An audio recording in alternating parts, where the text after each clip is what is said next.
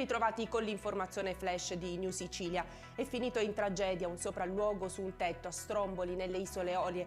Gaetano Palino, 59 anni, è morto così nelle scorse ore, cadendo da un tetto e facendo un volo di 3 metri circa. Dalle prime informazioni sembrerebbe che la caduta sia stata dovuta a un malore improvviso che avrebbe colpito la vittima, il quale era un libero professionista del settore dell'impiantistica elettrica e televisiva.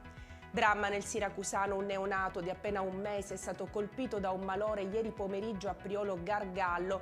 A seguito dell'intervento da parte dei sanitari del 118 e viste le gravi condizioni di salute del piccolo, è stato richiesto levisoccorso per il trasferimento d'urgenza all'ospedale Cannizzaro di Catania.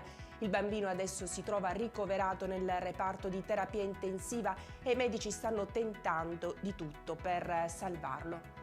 I carabinieri del nucleo investigativo di Siracusa stanno eseguendo un provvedimento di confisca di beni per un valore di 50 milioni di euro emesso dalle sezioni misure di prevenzione del Tribunale di Catania. L'ingente patrimonio, costituito prevalentemente da importanti aziende di trasporto operanti nella Sicilia orientale, è ritenuto riconducibile a un ergastolano per mafia che, nonostante lo stato di detenzione, continuava ad amministrarlo attraverso i familiari.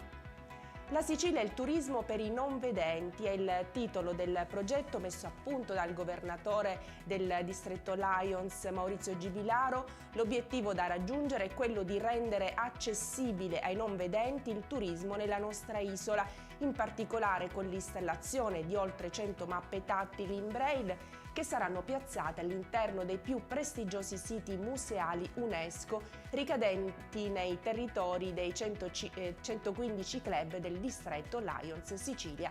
E con questa notizia è tutto, grazie per averci seguito e arrivederci.